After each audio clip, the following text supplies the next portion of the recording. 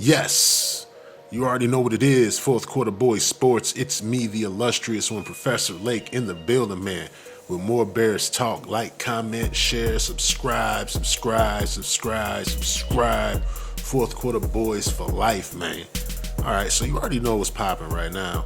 We're going to talk about Ryan Poles, his tenure thus far, and just my general opinion and what I'm taking from some of the moves, some of the hirings, and things of that nature. Of course, this would be an unfinished segment because there's going to be more to add on to the story as things unfold in free agency and in the draft and, into preseason and just seeing what the team looks like being molded by Matt Eberflus.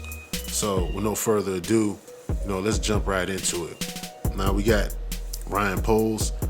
He's trying to clean house. There's nobody that I see that he's really brought back that was a real core piece in the defense or the offense, really. And I think he's trying to clean house. I think he wants to start from scratch and mold the team in his image. And, I really can't blame him for that. It's hard to move forward when you're carrying a lot of baggage from a previous regime. This lets me know that this is going to be more than a quick fix. This is not a situation where we're in win now mode. He's definitely developing a culture, thus letting go some of the older veterans, even though he probably could have bought them back at a feasible price. This is about developing a new culture, something that could be continuous throughout regimes, throughout player free agency and injuries and things like that.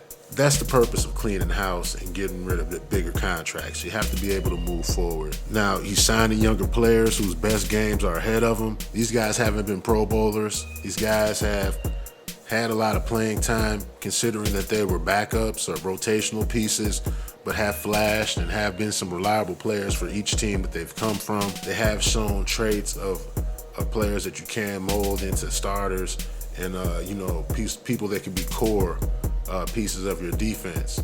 Now it's really going to be up to Eberflus and the defensive coordinator to be able to put that together. And it's no guarantee that Nicholas Moreau is going to be a starter. It's no guarantee Lucas Patrick is going to be a starter. Judging from the contracts, it will be some competition.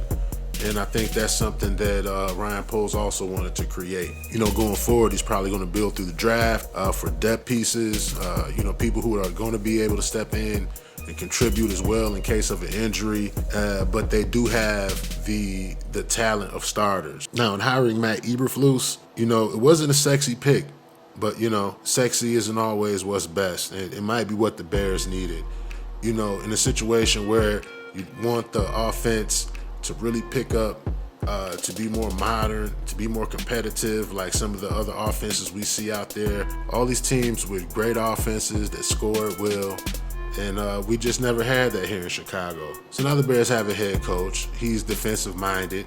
So when it comes to the offensive coordinator has total control over designing the plays, has total control over the talent that comes on the field, a lot of input on draft picks and things like that, what he may need to make the offense work. It's not like it was when Matt Nagy was here where the offense was unbridled and you saw a lot of different crazy formations. I think that when you have a defensive-minded head coach, you'll be able to have some authority over the offensive play calls to some degree, or at least, hey, we need a running play here. You're getting pass happy.